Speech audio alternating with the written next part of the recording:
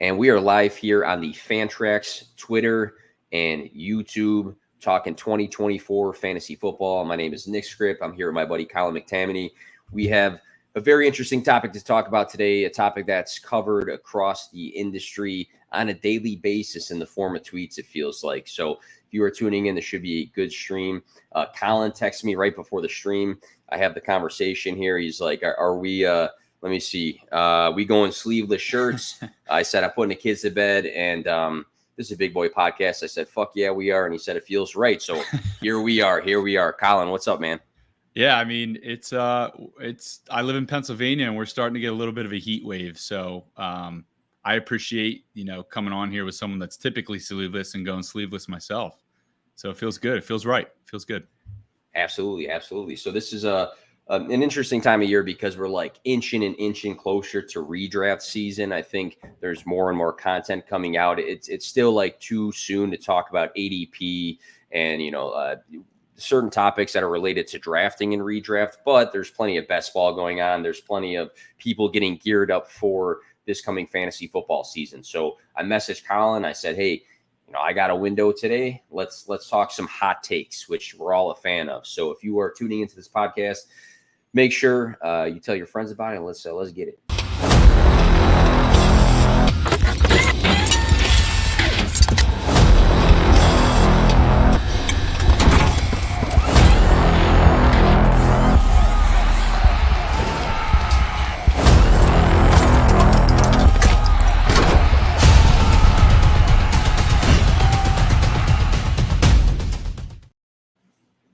All right, 2024 fantasy football hot takes. Colin, what's your? I'm putting you on the spot here. What's your definition of a hot take? What would be your definition for somebody that's like, what do they mean by this? I don't listen to a bunch of fantasy football stuff. What does this mean?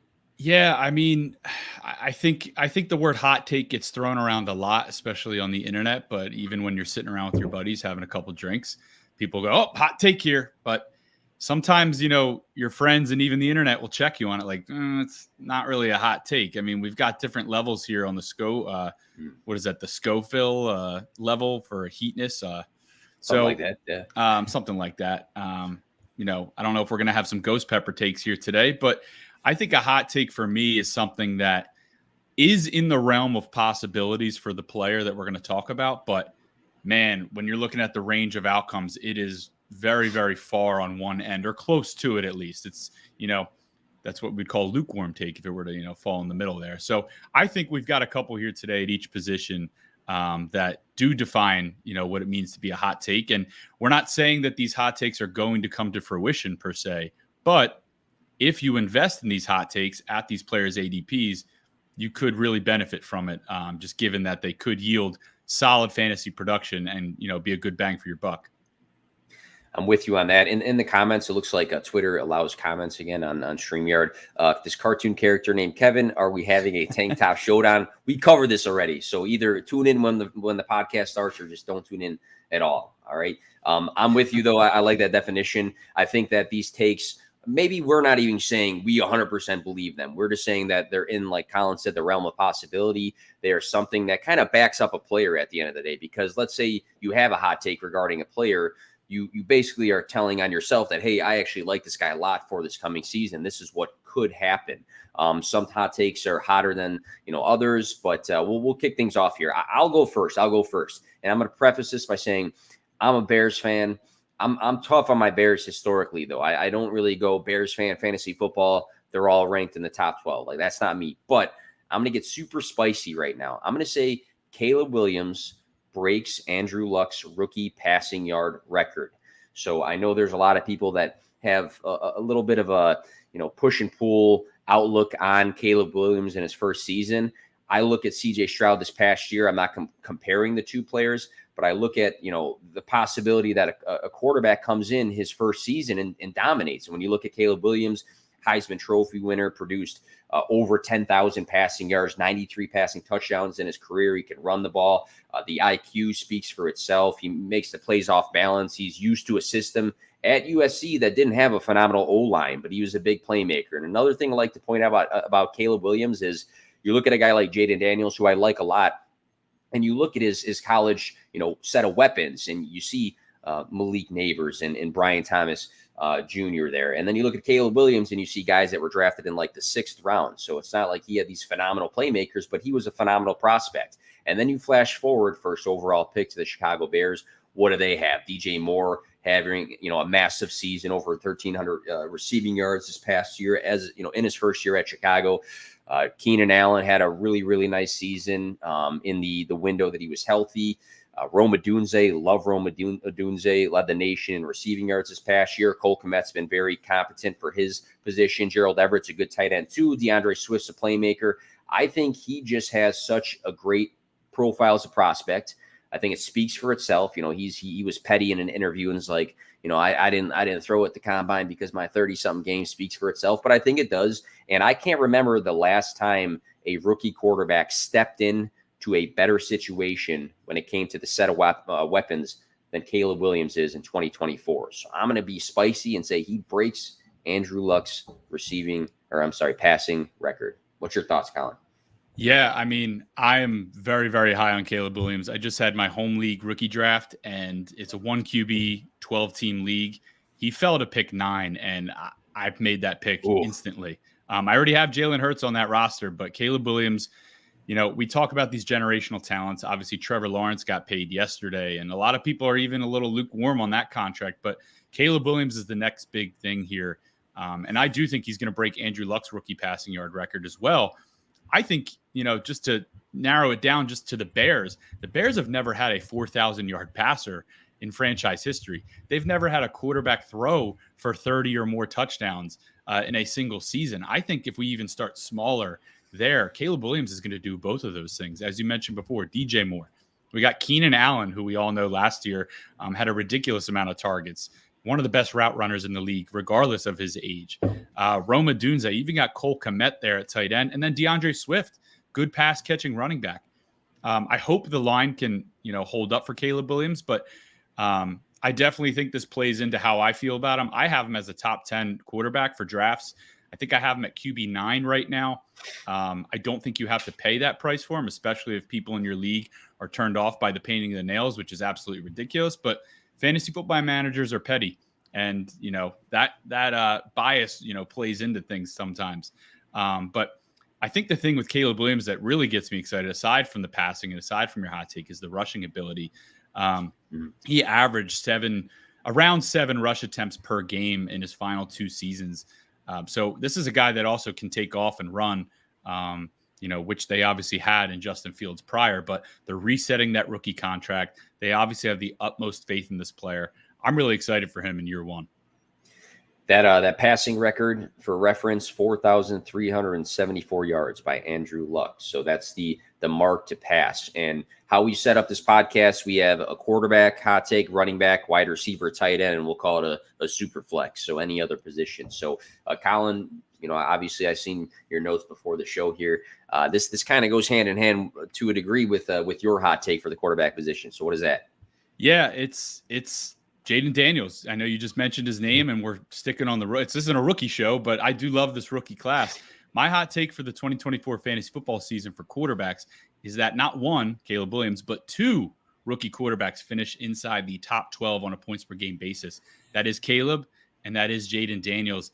I believe in looking into this will be the first time this has happened since 2012 when Andrew Luck, Robert Griffin III on the Washington football team here, Commanders, and Russell Wilson, who was a surprise that season, beat out Matt Flynn as a rookie in camp, which is hilarious to think about. Jaden Daniels just, I know you just said Caleb Williams is stepping into a fantastic situation for a rookie. Jaden Daniels is stepping into a great situation as well. And it's just not one that we're looking into that much or too excited about because Washington's kind of been bad for the last couple years here and kind of an afterthought. But Jaden Daniels, real quick on his college stats, his last season at LSU, in which he won the Heisman, 40 passing touchdowns, just 4 interceptions. I know he doesn't protect his body as much. We'll get into that in a second, but he does protect the football. He had some great receivers there. Obviously, Malik Neighbors, Brian Thomas Jr., 2 guys that were drafted very high in this draft in the first round. But the rushing ability is what really makes this hot take key for Jaden Daniels to be a top 12 quarterback in his first year. 135 rush attempts last year, 1,134 rushing yards, 10 rushing touchdowns. He didn't do much at the combine, if at all, followed suit with Caleb, but at his pro day, 4.35 40, 4.4 40 on his second attempt at the LSU pro day.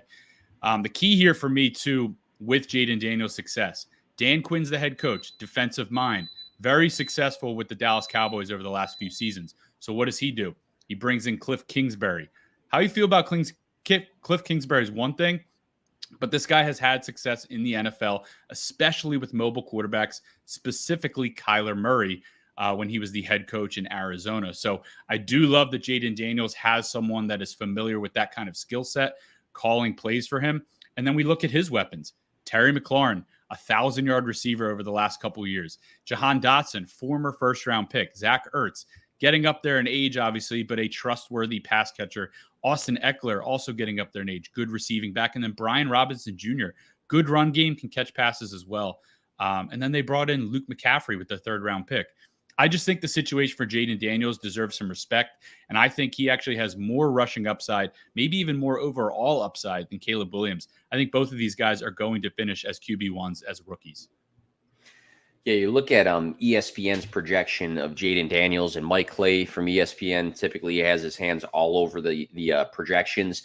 They project him to rush for 584 yards. So that's a heavy mark right there. And I did research specifically on 500 plus rushing yards for a quarterback. And when we look at that across the last 5 seasons, I guess I could have statted out 10, 15 seasons, but I looked at the last 5 seasons. Quarterbacks who rushed for 500 plus yards, 15 out of 19 finished as a top 10 fantasy quarterback. The sample size I looked at averaged a 6.95 overall fantasy finish. Obviously, that's skewed a little bit when you look at the Josh Allens and the Jalen Hurtses of the world, Lamar Jacksons, who finish very high for the position. But when 78.94% of the time a quarterback rushes for 500 plus yards, they finish as a top 10 fantasy quarterback, it's almost hard to bust that. I've seen different projections for Jaden Daniels and even guys like Anthony Richardson. But if those guys rush for 500 yards, it's nearly impossible for them to have a poor fantasy season. And you look at a guy like Jaden Daniels, he's not just what people thought back in the early Lamar Jackson days he's not just a guy that, tucks the ball and runs all the time, or what people even thought Anthony Richardson was. He, is the only player in FBS history to throw for 12,000 yards and rush for 3,000 yards through 55 games. He had a very, very good passing profile out of LSU in college. So he's a guy that comes in not just a runner, as a runner of the football, but as a true playmaker. And, I'm excited about Jaden Daniels. He'll be inside my top 12. The last time I did my redraft rankings, I had him right at 12, but I'm a fan of the system too. I don't think that, people look at Washington in the same light as you did, Colin. And I do, because Terry McLaurin's been very consistent across his career. I still have hope for Jahan Dotson because I loved his prospect profile. I love what he did his rookie season. It was a bad last season. I think Austin Eckler bounces back as a pass catcher. So look for Jaden Daniels to be a top 12 quarterback. I love this take because I also have both of those guys in my top 12.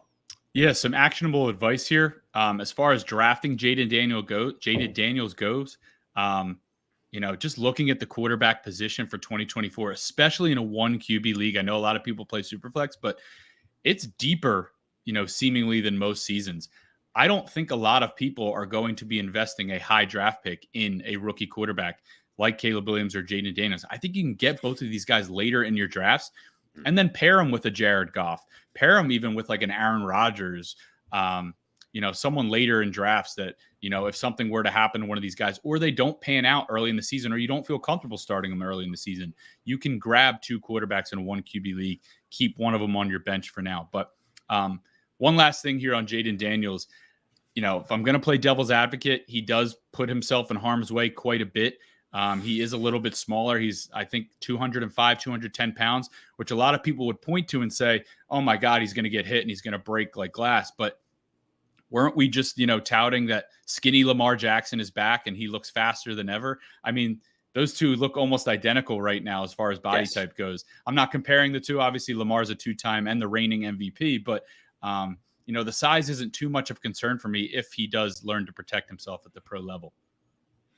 Yeah, and I'm sure losing my choking on my drink here, and I'm sure that when it comes to their scheme and the playbook, they'll factor that in as well.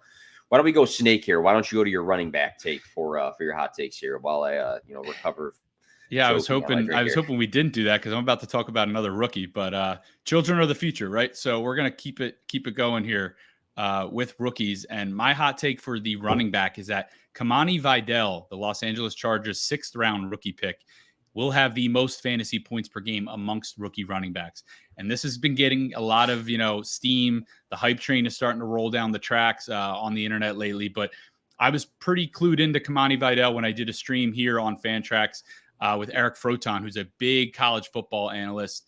I talked with him. He said, keep an eye out for this guy. This was like pre-combine. Then he goes to a team that desperately needs running backs. So to see him land there, regardless of draft capital, and if you invest too much in the draft capital, these guys, you're going to miss out on the guys like Kyron Williams, even the Austin Eckler, who was an undrafted rookie free agent when he came around. So don't invest too much in the draft capital with some of these guys. But Kamani Vidal, let's talk about his situation. Greg Roman is the new offensive coordinator in Los Angeles in the Jim Harbaugh era. Former offensive coordinator for the Baltimore Ravens from 2019 to 2022.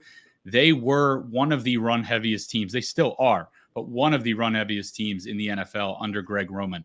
Now, that's in part to Lamar Jackson, obviously, but they use the committee running back field quite often there in Baltimore and still do. Well, maybe not now with Derrick Henry, but Jim Harbaugh, we know that he got, J.J. McCarthy's gotten a lot of flack because the Michigan Wolverines were a very run-heavy team under Jim Harbaugh. That's because they had a lot of leads, but that's besides the point. Here's the thing. It's a new regime, but 87% of the 2023 carries between Austin Eckler and Josh Kelly are gone. New system, new offense, obviously, but that just goes to show you the players that were there doing most of the work last year are gone. So who's filling in? Well, we have Gus Edwards. He's 29. He has a torn ACL on his resume, his injury history here from 2021. Obviously, he was fantastic last year, 13 rushing touchdowns, all in the red zone, by the way. So he never really broke off any big runs. But Gus Edwards already has picked up an injury in minicamp. He's expected to be ready for training camp, but that's something we have to keep an eye on. He's 29 years old. J.K. Dobbins, talk about injuries. ACL injury in 2021, ended the season, torn Achilles early last year. Returning from a torn Achilles is something that I do not want to mess with, especially at the running back position. He only has 100 total carries in 9 games since the start of the 2022 season. So Kamani Vidal, albeit a 6th-round rookie pick, has an opportunity to seize this backfield and make it his own on a expected run-first team. Joe Hortitz, the new GM, was the director of player personnel in Baltimore, so he's very familiar with how to create a backfield, how to build it. So he's put together Gus Edwards, J.K. Dobbins, and then he's been gushing about Kamani Vidal. Good contact balance, burst, and he can block. And that's a really, really underrated thing for running backs in fantasy football. If they can pass block, they're going to stay on the field and earn that playing time. So this is a guy I think can carry the load. He had 231 plus carries in each of his last 2 seasons. Now that was at Troy University, but still shows that he can handle it. Last season, 297 carries, over 1,600 yards, 14 touchdowns. This is a guy that's not going to cost you much at all. People are going to be drafting Jonathan Brooks, Trey Benson, maybe some other rookie running backs high, hoping to find a diamond in the rough. Kamani Vidal should be one of your later round picks that could hit big in his first season.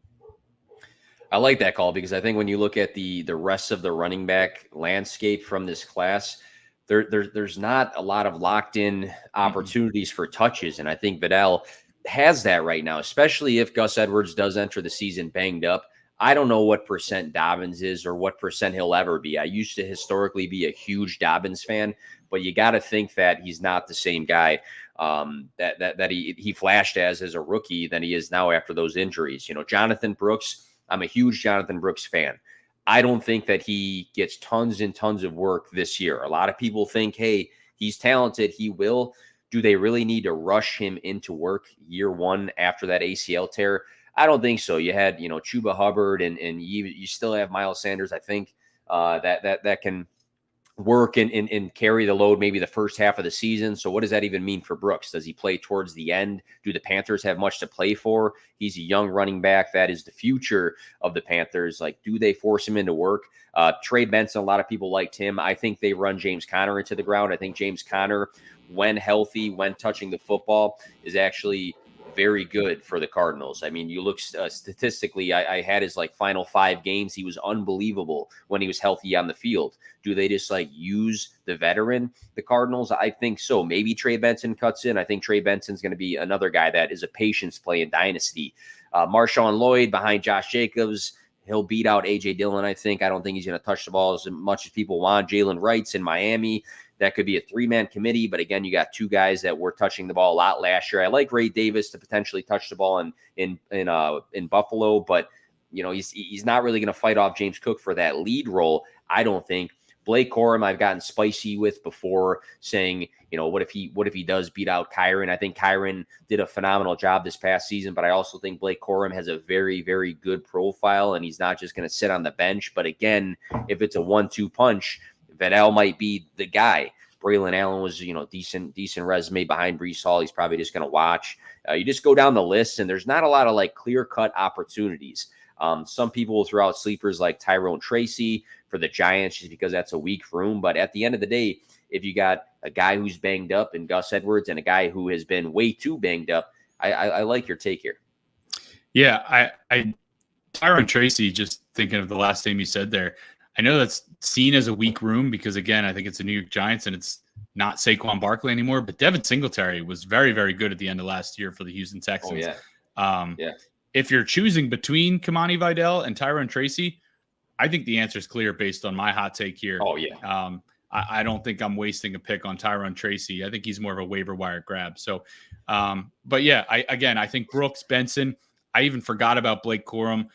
Just, on my train of thought here, but he's a guy that I think is going to get drafted ahead of Kamani Vidal that maybe shouldn't be.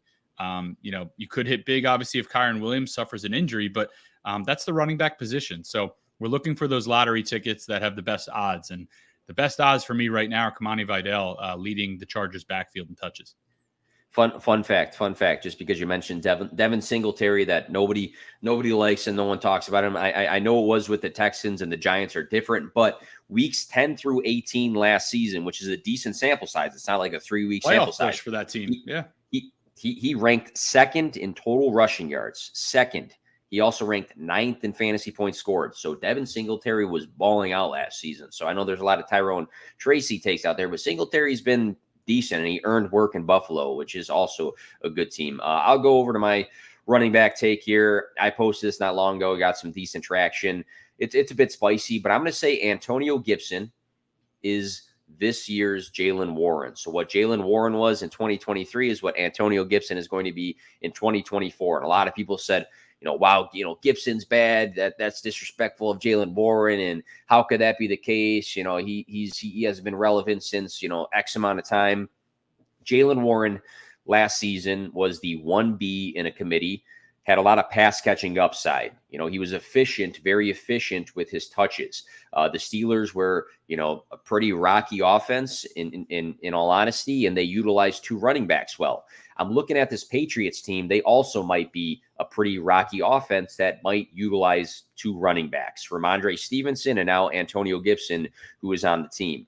And I think there's a chance that he could be the pass catcher. He could be the Jaylen Warren to Najee Harris being Ramondre Stevenson. And it's not like he's never been fantasy relevant because Antonio Gibson was very fantasy relevant. 2020, 14.4 fantasy points per game, 16th. 14.3 fantasy points per game in 2021. That was 17th. Even in 2022, 11.1, not phenomenal, but number 28. So, he still was somewhat relevant there. What really pops is the pass catching numbers, 48, 46, 42, 36. He's a former wide receiver in college in Memphis. And he opened up his first 2 seasons in the NFL scoring double-digit touchdowns. So you do have a guy who has a history of pass catching upside, who has a history of scoring touchdowns, who has a history of scoring fantasy points. So, I do like Ramondre Stevenson, and I'm not like anti-Ramondre Stevenson at all here, but can I see some similarities to Pittsburgh? kind of sketchy offense with some question marks. Two running backs being utilized. One, the 1B ends up being the pass catching running back that finds relevance. It's spicy, but I think if there is a guy that's going super late that can be like the next Jaylen Warren, it's Antonio Gibson, who we've actually seen be very relevant before. So I'm going to go with that. But what's my odds with this one, Colin? Well, I think I'm noticing a trend here, and I didn't really notice it before, but we're kind of coming up with players that are on quote unquote bad teams as maybe some diamonds in the rough here for fantasy football. I don't think many people are looking to invest in the New England Patriots offense. It's a completely new regime. The quarterback situation is a little murky, whether it's going to be Jacoby Brissett, rookie Drake May, a lot of young pass catchers, but I think that's kind of perfect for Antonio Gibson to emerge in. And I know there are a lot of similarities with Najee Harris and Jaylen Warren as there are with Ramondre Stevenson and Antonio Gibson here, but I actually think there's a couple differences I'd like to key on. So Najee Harris has never missed a game. So as much as we wanted Jaylen Warren to, take over, Najee doesn't look great. Najee Harris has 1,000 yards rushing in every season. He might not look great for your fantasy football team because of where you drafted him, but Najee Harris is getting it done for the Pittsburgh Steelers. So Jaylen Warren, good change of pace back, but I watched him get stuffed in the red zone quite a bit as well. One of those times George Pickens didn't block for him, but that's neither here nor there. It's to me for Antonio Gibson about the fact that Ramondre Stevenson, listen, we can't predict injuries, but we can look at injury history as, some sort of an indicator. Ramondre Stevenson has a full season in 2022, which is why we drafted him high last year. But 2021 and last year, 10 games played in each season. This is a bruiser. This is a guy that gets banged up a lot. And when he went down last season, Ezekiel Elliott was the only option for this team. And he saw quite a few touches, running and catching the ball. Antonio Gibson is, at this point in his career, a better option than Ezekiel Elliott was in those two facets, running the ball and catching the ball, in my opinion, just based on, age, health, and ability, as a pass catcher. Another key here is Alex Van Pelt, the new offensive coordinator. This is a guy that was in Cleveland the last couple of years. We know Cleveland deployed Nick Chubb and Kareem Hunt multiple times, including last year, Jerome Ford and Kareem Hunt when Nick Chubb went down. So Kareem Hunt stepped in last year in Cleveland and actually saw a lot of touches as well in the wake of the Nick Chubb injury. I think Alex Van Pelt is a guy that does like to deploy two running backs. So even if Antonio Gibson doesn't really hit on this hot take, I think it's important here to say, I don't know if Ramondre Stevenson is just going to be like the guy here as well in New England. So maybe Ramondre is being drafted a little too high, and maybe Antonio Gibson's being drafted a little too low as of now. And as far as picking between the two, I'd rather take the guy that's a little bit lower that has, just as much upside, especially in PPR leagues. And I think what you can take away from this podcast now is that we've talked about a couple guys that are going to go very late in redraft drafts. We mentioned Vidal. We mentioned Devin Singletary. We're talking about Antonio Gibson now. So it's easy to talk about the top 15 players all the time. But when we're touching on these guys that can have, relevance and can find themselves an opportunity, then I think we're utilizing your time well on this podcast. So I'm going to go straight into do a little snake here. I'm going to go into my wide receiver take. And I wasn't super high in this guy as a prospect necessarily, but as soon as the NFL draft hit and I started looking deeper into things, I'm in. He's the guy that I have the most rookie shares of in my dynasty leagues. I'm going to say for the wide receiver position, Jalen Polk is this year's Jaden Reed. And this is what I mean by that. So I want to define what I mean by that. So Jaden Reed, second round draft capital last year, stepping into a system in Green Bay where, roles weren't completely defined and they had a first year starting quarterback. Jordan Love obviously played in some games before, but his first year starting at the quarterback position. I'm kind of mirroring that over to Jalen Polk with the Patriots, another guy selected in the second round. So obviously the team likes him in a system that might have a first year quarterback. Is it Jacoby Brissett?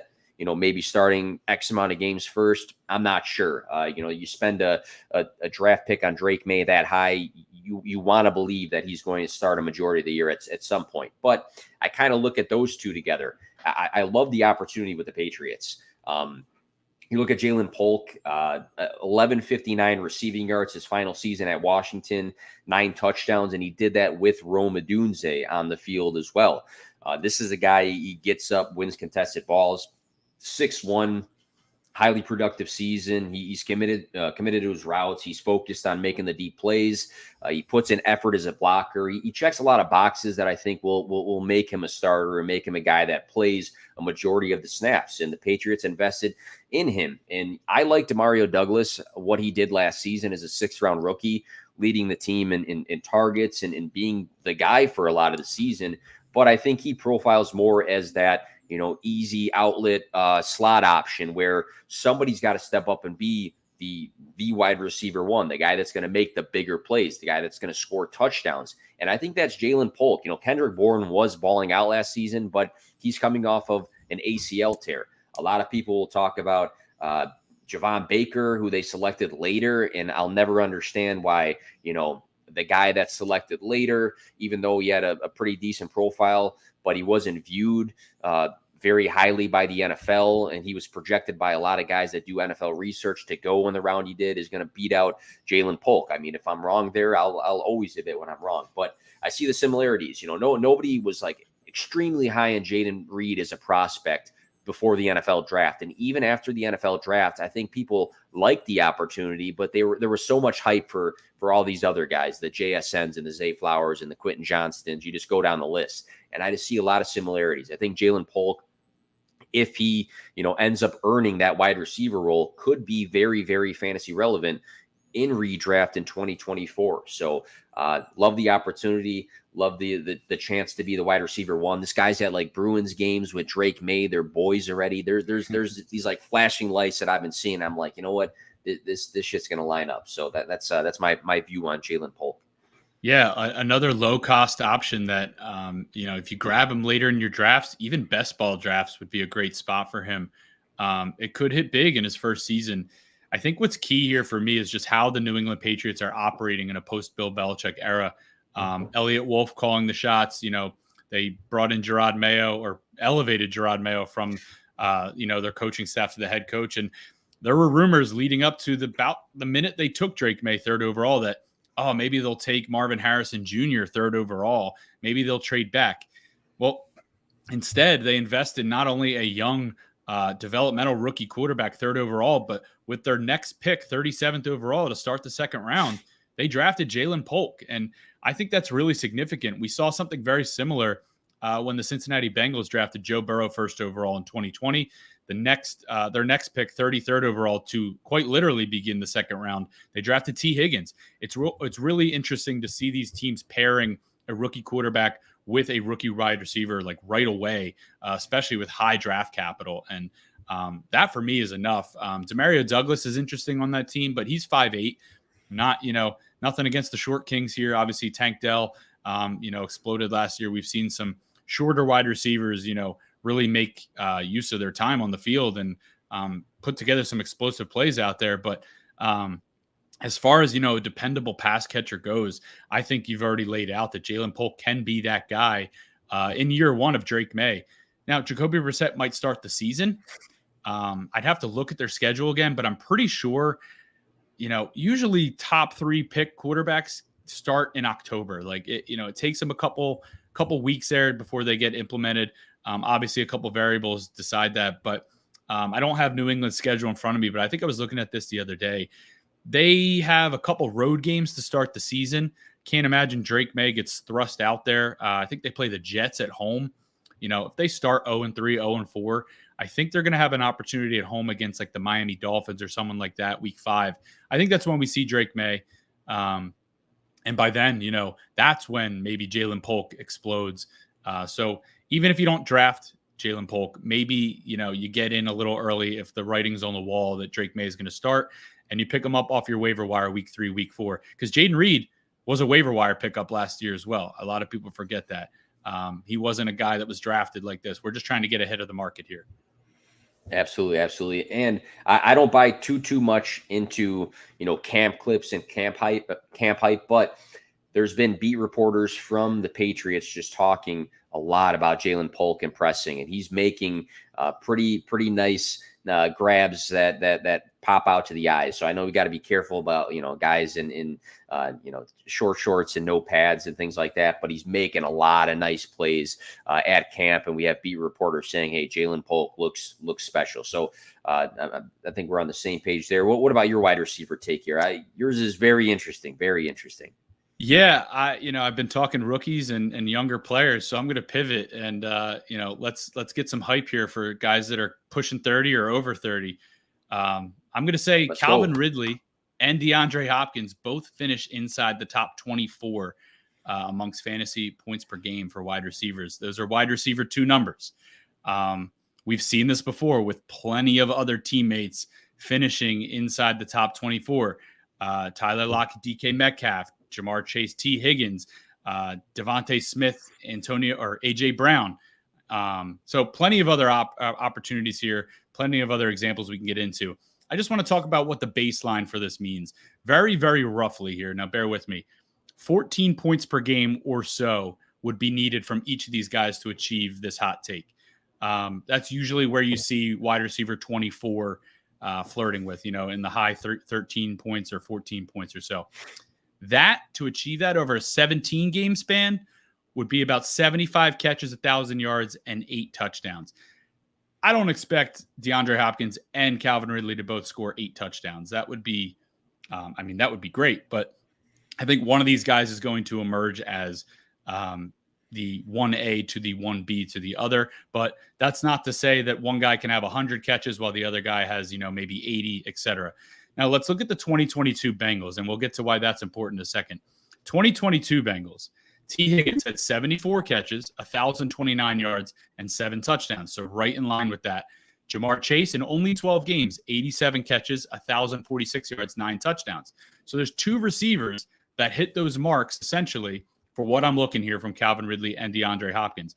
Now, those 2 were drafted much higher than you're going to get Calvin Ridley and DeAndre Hopkins in 2023 or 2024. Why is it significant I bring up Higgins and Chase? Well, their offensive coordinator that season and for a couple seasons there in Cincinnati was Brian Callahan. Brian Callahan is now the head coach for the Tennessee Titans. So this is a guy that's taking a very, very pass-heavy approach, knows how to utilize 2 very good receivers in his offense, and is going to oversee things in Tennessee. Cincinnati, top 7 in pass attempts in 3 of 5 Brian Callahan seasons. Joe Burrow in his last 26 starts, obviously he got hurt last season, but the 26 starts prior, 37.3 pass attempts. Really, really high volume passing offense with Joe Burrow. Now, is Will Levis Joe Burrow? I don't think any of us are going to say that here, but can he be just as good, just as efficient as a quarterback? Yeah, absolutely. This guy was drafted in the high second round with a high second round pick last year. And Brian Callahan, who took this head coaching job, sees that Will Levis is the starting quarterback for this team. He knows what he has to work with. Now, Tennessee's offensive coordinator for the season, Nick Holtz, former Jacksonville Jaguars QB coach, passing game coordinator, they had more pass attempts last year than Cincinnati. So we have a very pass-heavy approach here from the offensive coordinator now too that goes in tandem with the head coach. Nick Holtz, obviously, coming from Jacksonville, has ties to Calvin Ridley, who we know Tennessee paid a lot of money to come to this team. So why is this important? Well, Will Levis, air yards per attempt, 4th amongst quarterbacks who played 8 games or more last year. DeAndre Hopkins had over 1,900 air yards, led the league. Calvin Ridley had the 8th most air yards, 1,797 last year. These are guys that can get downfield, make big plays. And Will Levis, we know, has a very strong arm.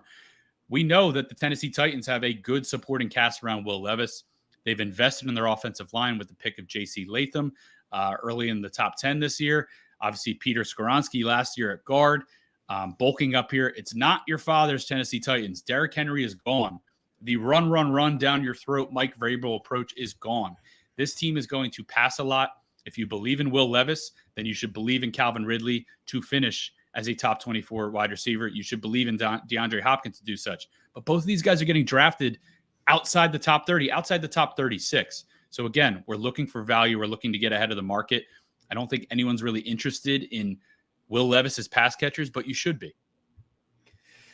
Yeah, what's interesting about Will Levis in the system here is you had DeAndre Hopkins last season and the numbers he produced, and Tennessee just went out and said, hey, where can I find like almost the identical production in another veteran? And that's what these two guys were last season. They both had 136 targets.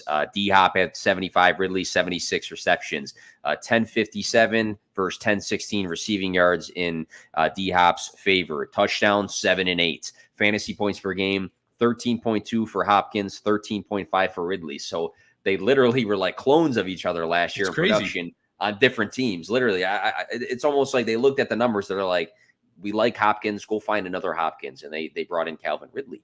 And both guys have had a lot of fantasy relevance through history, of course. And you look at Will Levis, I just read off those numbers and what Colin said about Hopkins and Ridley. Tyler Boyd earned 98 targets in Cincinnati last season. Tony Pollard caught 55 balls. Tyjae Spears caught 52. Chigakonkwo over 500 yards.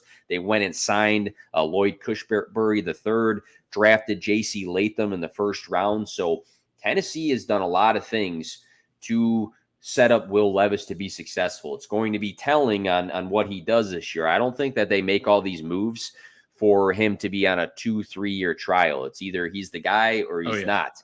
And, this offseason, you got all these things coming in. He's had some spotlights on himself for other reasons, but Will Levis is going to have a big 2024 when it comes to him being a long-term starter or not in this league.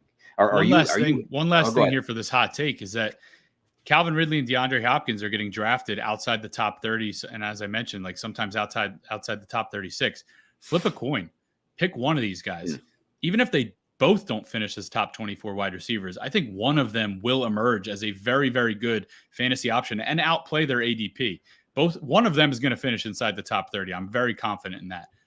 So even if you don't like grabbing both of these guys, invest in one of them. And I think you're going to, see dividends be paid. I have a feeling Hopkins is going to go a lot later than Ridley. We'll see, I guess, come closer to redraft season.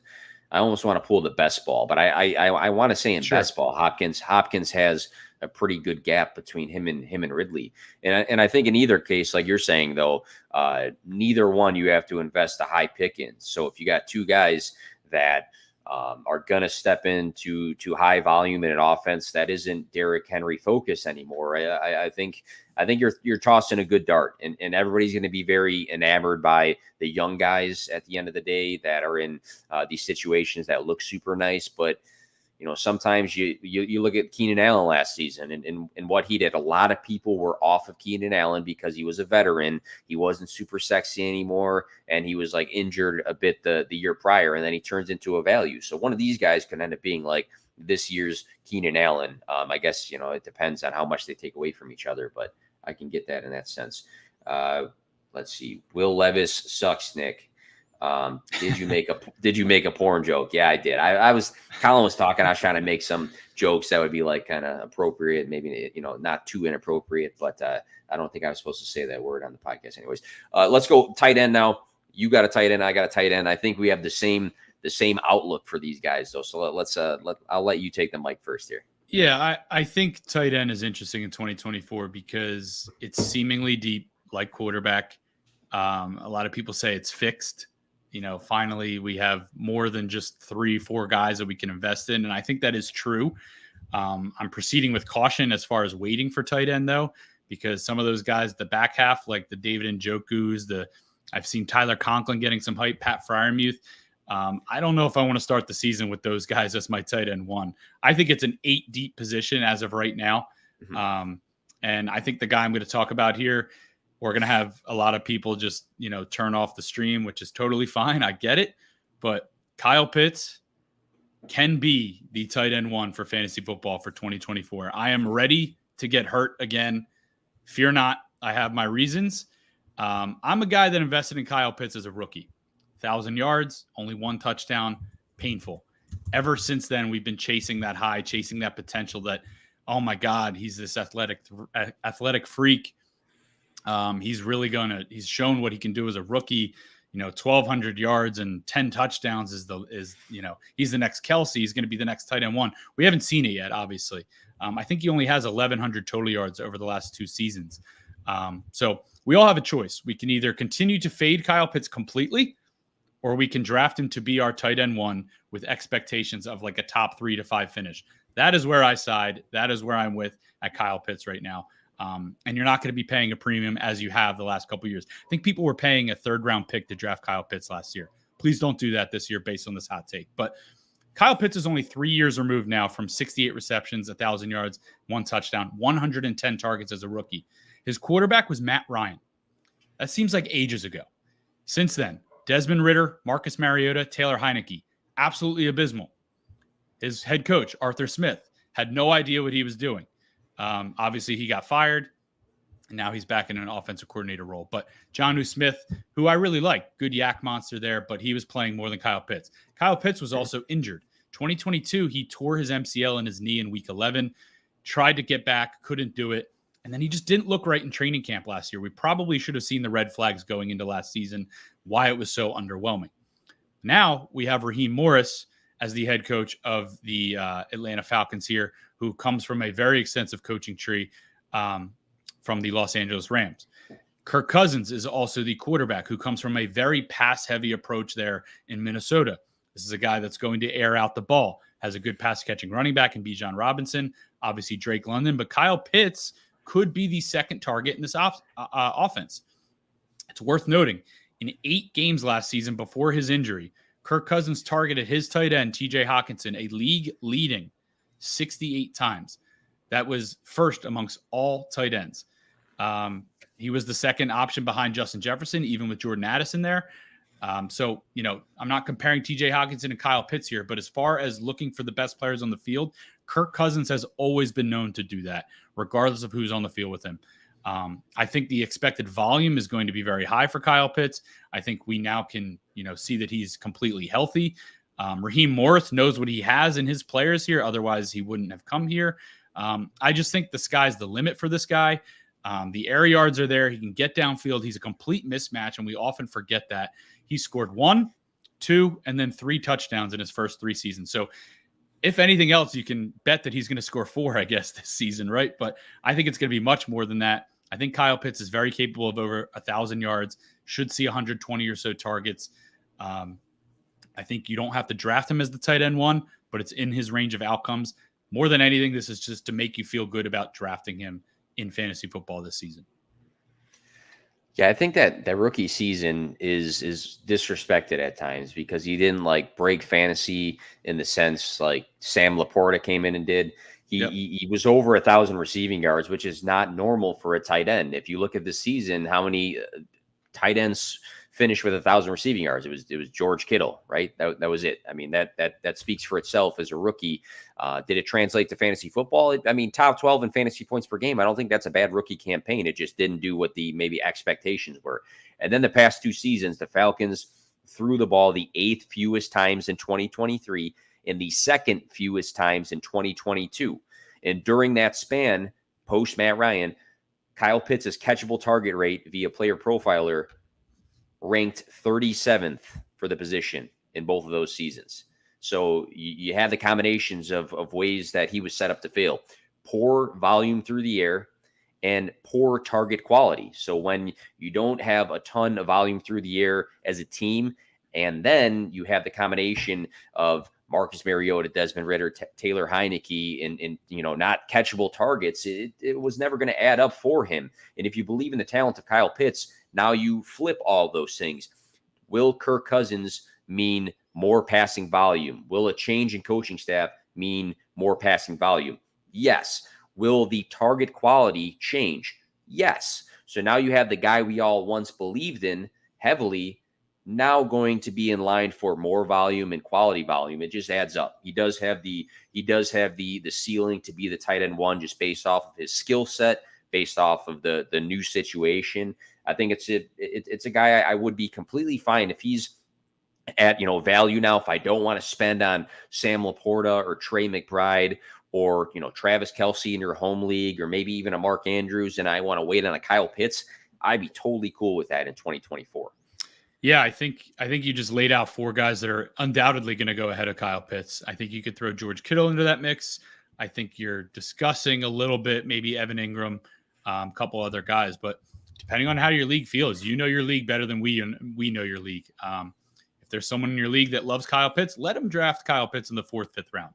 But I think you can wait much longer, still get him, get a piece of this Atlanta Falcons offense. And guess what? If it's not working out in the first month, drafting a tight end with a 7th, 8th round pick and it not panning out isn't going to kill you, but it could win you your league. And if Kyle Pitts doesn't pan out in the first month, you'll know pretty clearly that, hey, I need to get rid of this guy or just at least keep him on my bench, and then go to your waiver wire and look for a tight end, because there's going to be a couple out there that do emerge, as Sam Laporta did last year.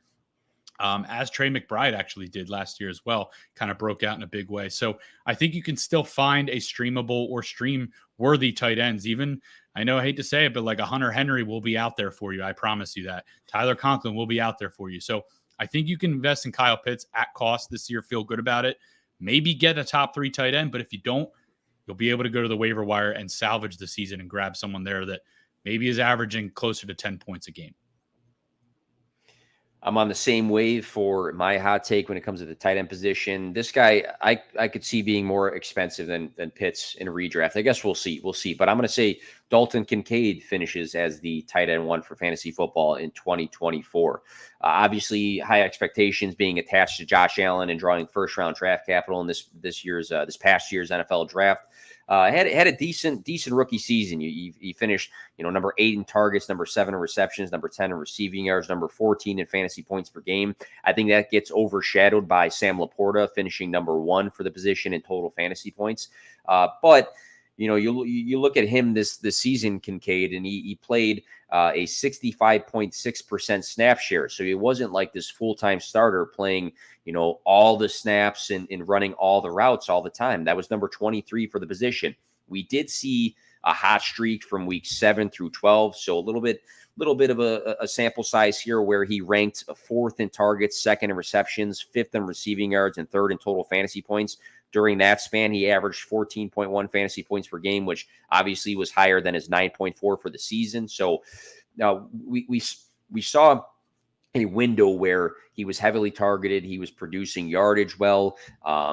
He looked well connected with Josh Allen. And now you look forward to 2024, Stephon Diggs vacates 160 targets. That's a lot. And you look at the system. Curtis Samuel, he has familiarity with the offensive coordinator from back in his Carolina days.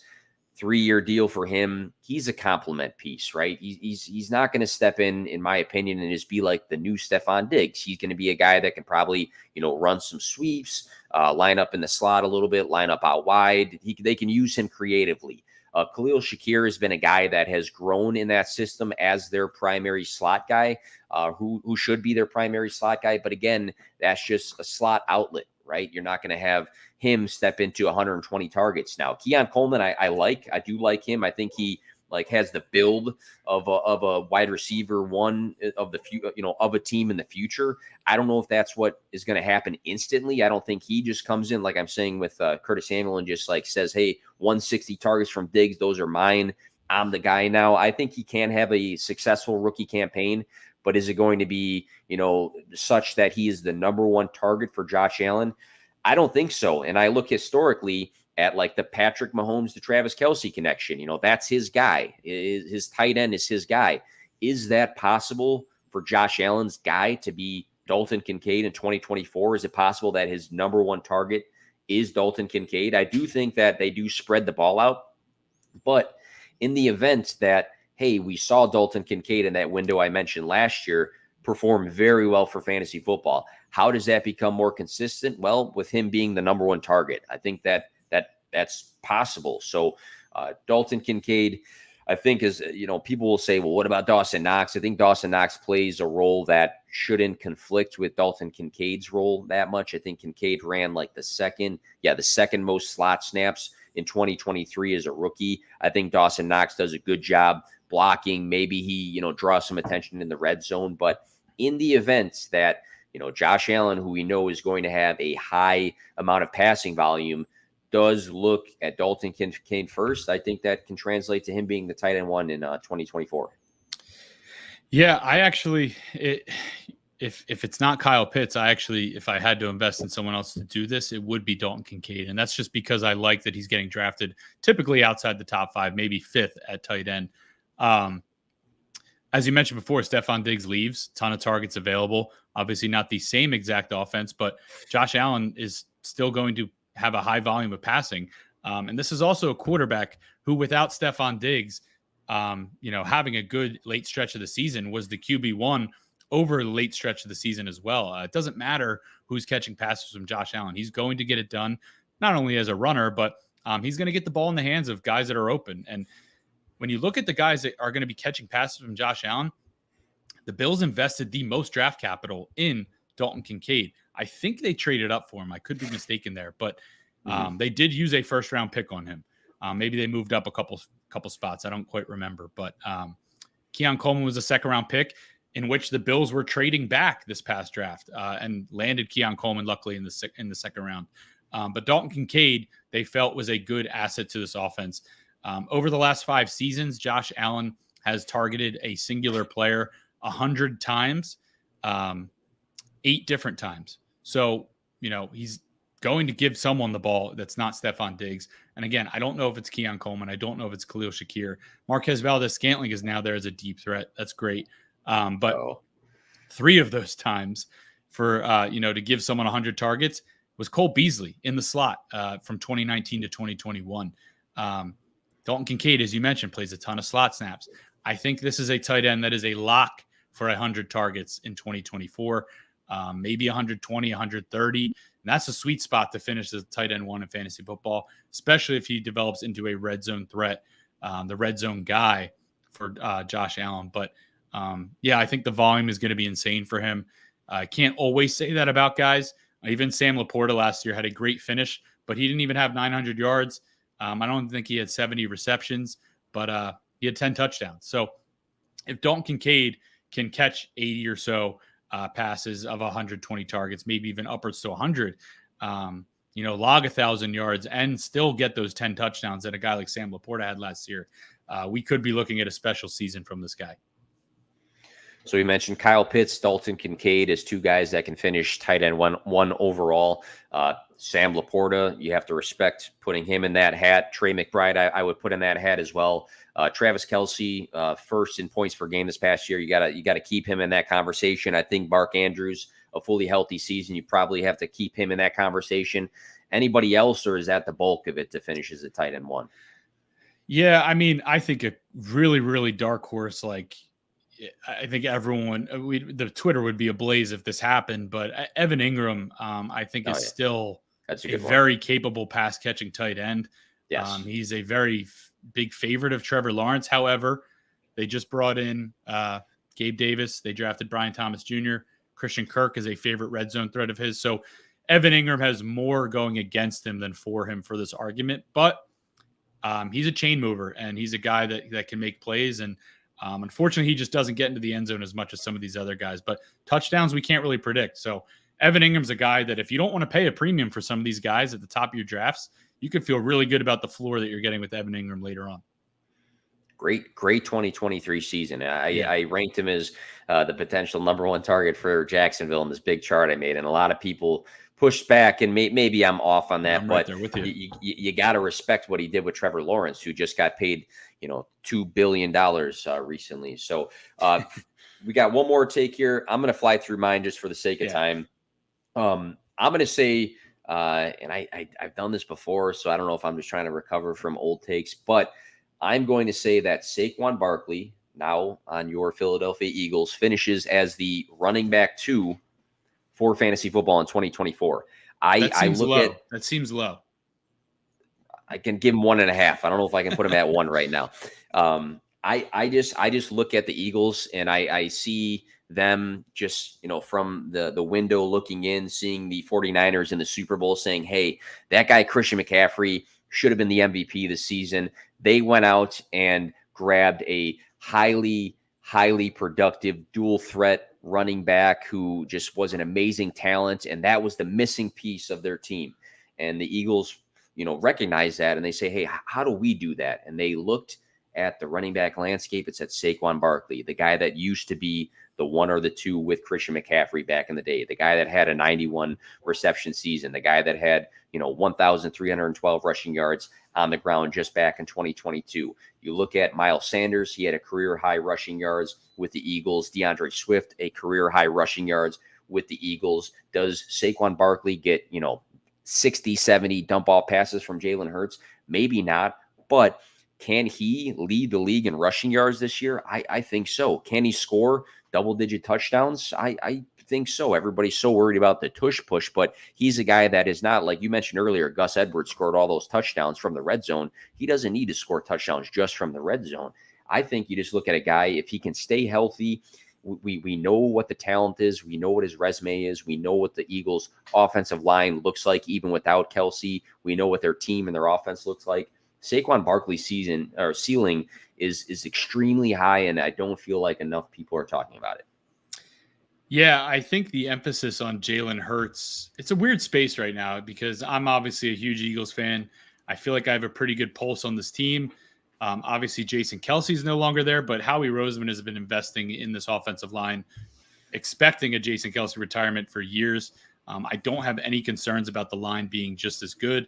I actually think the offensive system is going to be even better than it was last year, maybe to the likes of 2022. But I don't know what the knock against Saquon Barkley is. If it's injuries, I mean, this guy's been, putting out great performances year after year since he blew his knee out, even 2020, I think it was.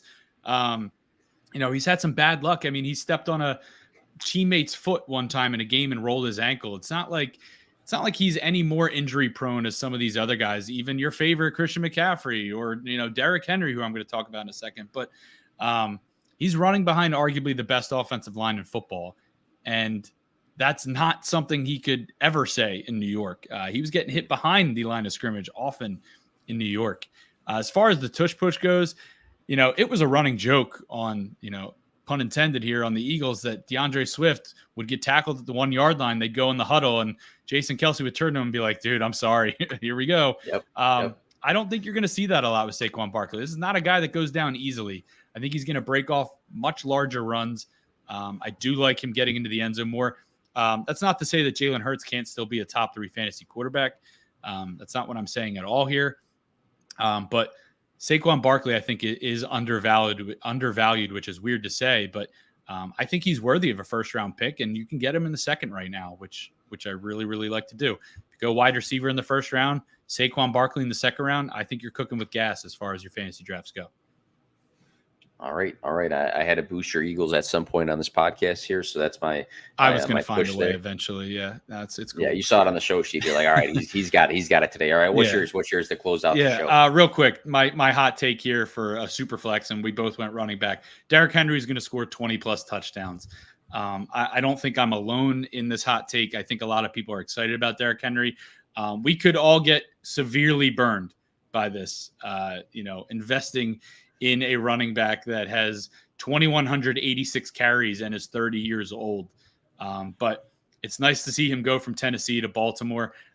Offensive coordinator Todd Monken is already on record saying, we'd love to give Derrick Henry 300 carries. I mean, that is music to our ears. But again, he already has 2,186 carries in his career, and he's 30 years old. I think it's important, though, that I think they can run Derrick Henry into the ground, per se. He did sign a 2-year deal, $16 million. 9 of which is guaranteed, which is just under what the franchise tag would be at the running back position. So I do think this is like a 1-year deal. The Ravens are going for it. They want Derrick Henry to be their closer. They want him to finish games when they have leads, and I think he can do that. The Ravens haven't had a 200-plus ball carrier since Mark Ingram in 2019 when he had 202. Derrick Henry led the league last year with 280. Has he lost the step? I don't think so. Next Gen Stats said that he had the 3rd fastest recorded speed amongst running backs last year, 21.7 miles per hour. That was in week 18. Maybe the juices are flowing for his last game as a Tennessee Titan, but Derrick Henry is simply different. And I know you and I have talked about that before. Follow him on social media. I follow his trainer on social media. This guy is always working. 23 runs of 10 plus yards. It was 13th in the NFL. He still has the juice. I think he's going to break away a ton. And then, of course, my hot take, 20-plus touchdowns in 2024. Gus Edwards had 198 attempts last year, 39 in the red zone. That was 10th. 30 within the 10-yard line. That was 6th. And then 19 rush attempts from inside the 5. That led the league. He scored 12 of his 13 touchdowns from inside the 5-yard line. If you think this Ravens team is going to be just as successful, Derrick Henry can score 20-plus touchdowns in 2024. Good Only offense. 11 running backs, by the way, have ever done that. So very, very hot take here. All right. Good offense. That's going to be in a lot of scoring positions. His touchdown ceiling has always been scary, but on the Ravens, it's a nightmare for defenses. So Derrick Henry's 2024. He plays 17 games. I think it's going to be hard to have him outside the top 5 running backs for fantasy football in general. So 20 touchdowns would mean probably a running back 1 overall season right there. But just knowing what Gus Edwards did, we weigh the two guys. I think Henry's a bit better than Gus was there. Just a little bit. All right, guys, that'll do it for the podcast here. Hot takes. We have some announcements on Fantrax that come tomorrow, so make sure you are looking at the socials there. And Colin, anything to close out the podcast, and where can we find you? Yeah, I'm on Twitter or X. I don't really call it X, but Twitter at Colin_MCT. I've spent pretty much the entire month of June putting out divisional previews. If you're someone that's in an office league, a family league, a league with your friends, and you kind of go into hibernation as far as football goes, and you need to kind of get an idea of where each team sits and fantasy value on each team, I have very, very brief general statements made for position by position for each team, each division. I've got one more left to produce here, but 7 of them are out right now, and NFC North is not. But check those out on fantraxhq.com. My top 200 PPR rankings are out there. It's June. They're going to change, but give you an idea of where some players are valued from my perspective so far. We have a lot of good content on the website. I've been pumping out some breakout articles, and there's more to come from myself as well. Draft kit's coming soon. It's going to be the best in the industry. I'm going to be bullish here. But thank you guys for tuning in. That's a hot take, but it's backed by data and articles and things like that.